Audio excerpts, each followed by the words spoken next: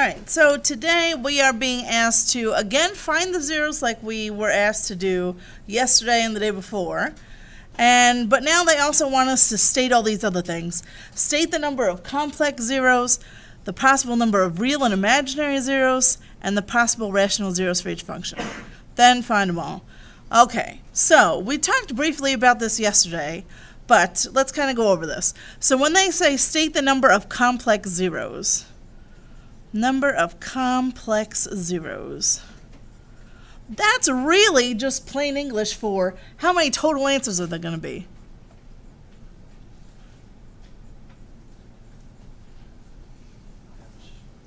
Three, right? It's the same as the degree. So whatever the degree is, that's the number of complex zeros. So all my answers all together, real and imaginary, irrational, whatever, all of them together, I'm going to have 3 in total. The possible number of real and imaginary zeros. Okay, so let's do number of possible real zeros.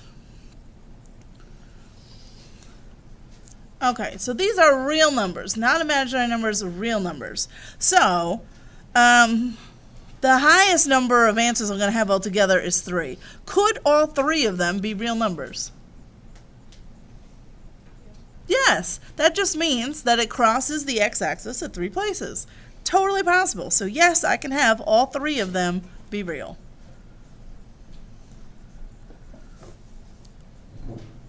Would it be possible to have 2 real and only 1 imaginary? No, because what do we know about imaginary zeros? They always come in pairs. So I can't have 1 imaginary and 2 real. It would never work out that way. So I can't have 2 real zeros, but could I have 1 real zero and then the other 2 be imaginary? Yeah, so that's my other option. So the zeros are either going to be all 3 real or just one of them. Those are my only 2 options. So what that tells me is that when I list that list of possible rational numbers, or possible rational roots, one of them is going to work. Because it's either 3 of them work or only 1 of them. Okay, and I guess unless it's irrational. I have to think on that. Alright, number of possible imaginary roots. Roots, zeros, all the same thing, right? So, could I have all 3 be imaginary? No, because they come in pairs. So the only option is 2, or I could have none, right? If all of them were real, then none of them would be imaginary. And then it says, and the possible rational zeros for each function. So that's the list that we've been doing. So our list of possible rational roots. So in this case, it would be just the factors of 64, right? Plus and minus. I'm actually going to put plus and minus on front because I don't want to write plus minus 1,000 times. 3, no, 4 does. 8. Is it 16? 32, 64. There they are. So that's what they're looking for here. They want you to list all this stuff first and then go ahead and find the zeros. Now, if you're doing number 1, are you going to do it by plugging in these numbers using synthetic substitution until you get a 0? No, of course not, because you recognize, oh, that's just the sum of 2 cubes. So I'm going to use that pattern and save myself the time.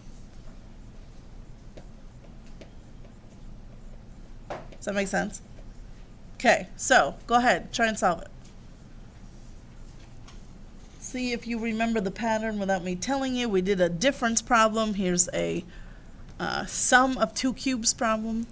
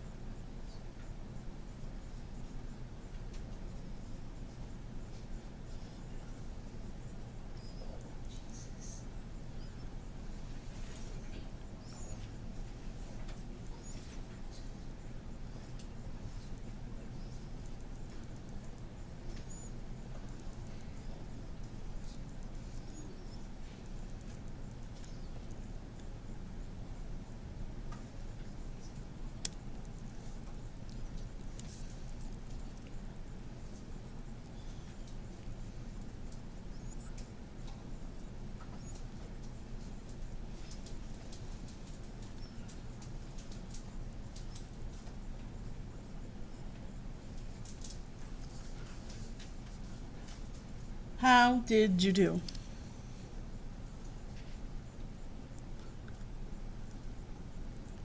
Did I go too fast? Sorry. And so once you have your answers, did anybody get what I got? Just make sure that I'm not super wrong. Did anybody get it? Yeah. Okay. Let's see. Do my answers support what I said in the beginning? So I could have had all three as real numbers or just one of them. Looks like I have just one of them, and I have two imaginary. So, yep. And it is kind of cool to see the one real number, wasn't it in the list of possibilities? So even though I didn't go through the list and try them, it is cool to see, oh yeah, -4 is in that list. That's not just a made-up thing.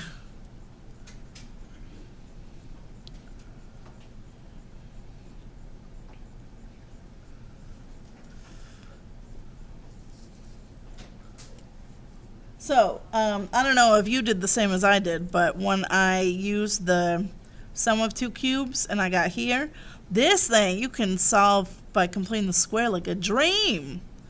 A is 1, B is even, so it's very nice. You don't have to do quad formula every time. Sometimes you get lucky. Okay. Are we all right? So here's what I want you to do for number 2. I want you to do this part.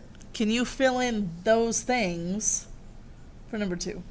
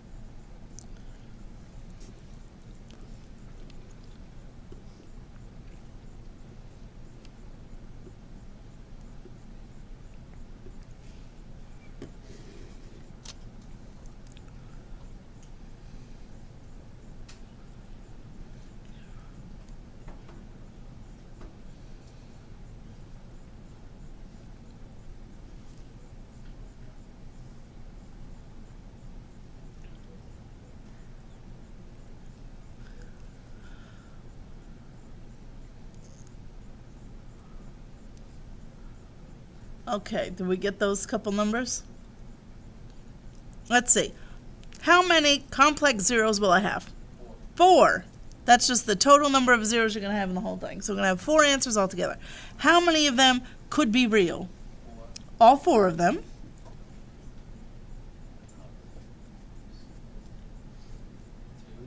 Two of them, or none of them. If none of them are real and they're all imaginary, what does that mean about the graph?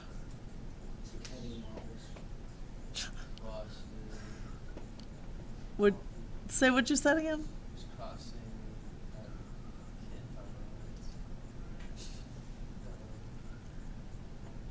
If all of your roots are imaginary, what'd you say?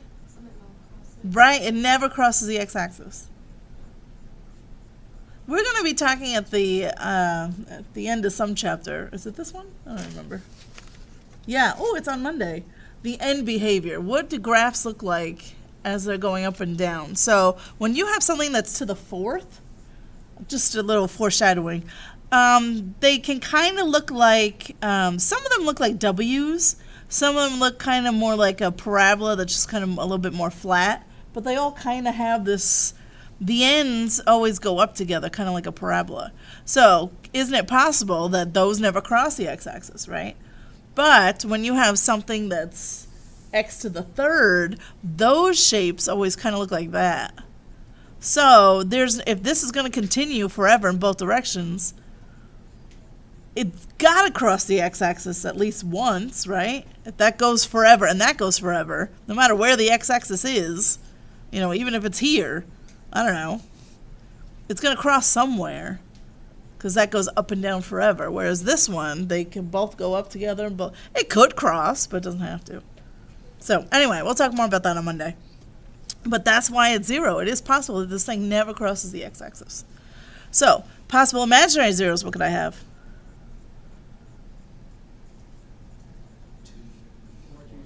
Yeah, same thing. All of them could be imaginary.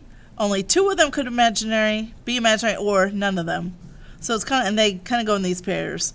So, right? Because there's going to be 4 total answers. So if all 4 are here, then none are here. If 2 are here, then 2 are there. And if none are here, then 4 are there. So there's really 3 different possible outcomes. Does that make sense? Okay. And then your list of possible rational roots, that's just your factors of the constant divided by the coefficient.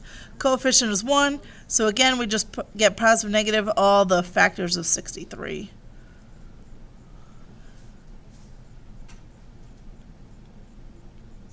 Seven, 9, and 3 is 21 and 63. So there they are. Now, when you go to find these zeros, are you going to work smarter or harder? Smarter. I hope so. Do you know how? Absolutely not. How would you solve this? Pretend I gave it as a little mini quiz question right now, and I asked you to find all the zeros. You know the long way to do it. The long way to do it is start plugging all these in. But, okay, what happens if none of them work? Because that is a possibility, right? What if they're all imaginary and none of these work? You kind of had a luck. But something does work here. There is something you can do without plugging all these numbers in. Nobody knows? Look at your thingy. Look at your equation. Look closely.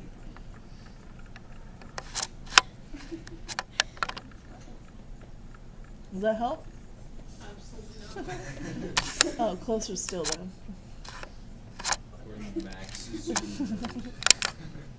Does that help? No, sure. Oh gosh. I think she means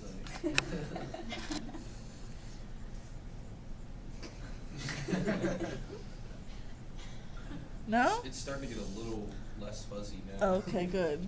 Oh, good. Zoom in a little bit more. Oh, do I? Okay. Actually, let's go in on the plus side. How far can, oh, that's it. Dang it. Oh, that's pretty impressive. That's a tiny plus. It's like now I can see it. Oh, we're recording. It's all right. Didn't I tell you one time a ladybug laying on the paper and we zoomed in on, did I tell you this? No. Oh, a ladybug is so ugly when you zoom them in big. They're terrifying. Oh, I lost the plus line, sorry. Okay, so there is a smart way to do this. Don't you guys remember the quadratic pattern? No. No. See how it goes to the 4th, then it skips over to the 3rd, right? And I have to the 2nd, and I skip over x to the 1st. So let me just ask you this. If I asked you to do something with this, if it were x squared minus 16x plus 63, could you do something with that? Yeah, you could factor that like normal, right? Okay, so if I factor that, what would it be? 7 and 9. Yeah, minus 9 and a minus 7, right? Okay, well with the quadratic pattern, the only thing that's different is that now this is a 4 and this is squared. If it's in that pattern, you do the same thing, it's just this though. That's it. And it works for any of them. So if that was a 6 and that were a 3, if that were a 10 and that were a 5, it works the same way. If I foil this back together, I'm going to get right back here. See, but then what if it's like... If it's not, then you would have to plug all these numbers in and try and get a If 0. it's like 5s, then you have to put a Mm-hmm. That is awesome. But if you notice a quadratic pattern, which this is, so basically you would just have this one has to be twice as big as this one, and there can't be any other ones, and that's got to be a constant. Then you can just use your... So for that one, how do you pull the zeros out? Oh, okay. So now I'm here, but can I factor this one again? Because that's the difference of two perfect squares. So I get x plus 3, x minus 3. And then this one doesn't split again because it's not a perfect square. But I get, there's two answers, negative 3, positive 3. And this one's just going to be positive negative square root of 7, right? Because you're just going to add 7 to the other side, square root it. So you get positive negative root 7. So there they are. Positive negative 3, and then positive negative square root of 7. Quadratic pattern, guys. Oh, pattern. Yes. You probably saw it for like a split second in Algebra 1 and then kind of forgot about it. And we did it in here too, but for a split second, so it usually doesn't stick. Okay, we'll pick this up after lunch.